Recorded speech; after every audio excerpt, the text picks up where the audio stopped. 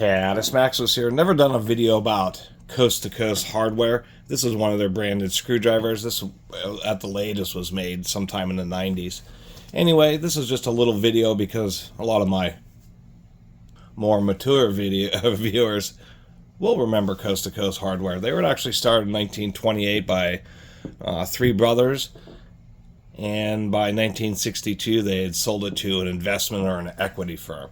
And actually, doing a lot of research on a lot of these old companies and American brands, it isn't that private equity came in and took them over, which they did, but you can't force someone to sell you something.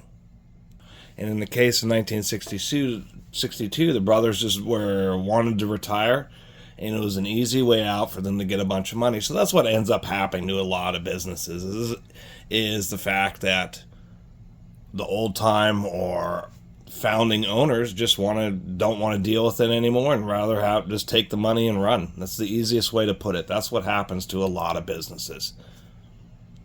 Original owners, investors just don't care anymore. Don't want to put in the effort to try to make it competitive and just take a big payday.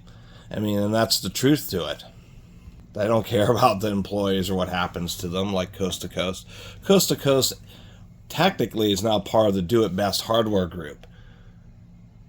In the 90s, they were merged into the True Value brand, and there are some hardware stores that still have some Coast to Coast signage around the country.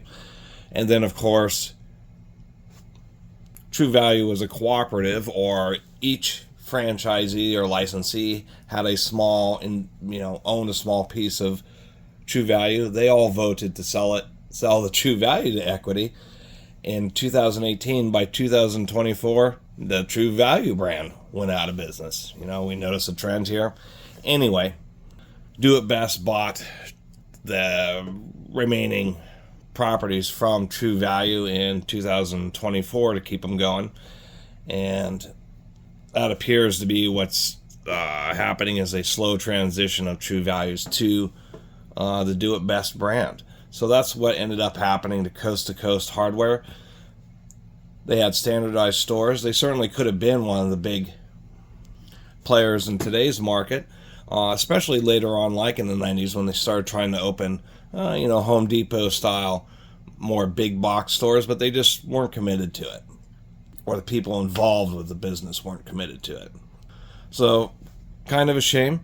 Apparently they're a halfway decent hardware store, and this just happens to be a little number one Phillips that I picked up because I thought it was a Coast to Coast branded. They were American made back then. They were advertised as professional. I mean, it seems like a halfway decent screwdriver, although I will say this, for a number one Phillips, that has a pretty darn blunt tip on it right there.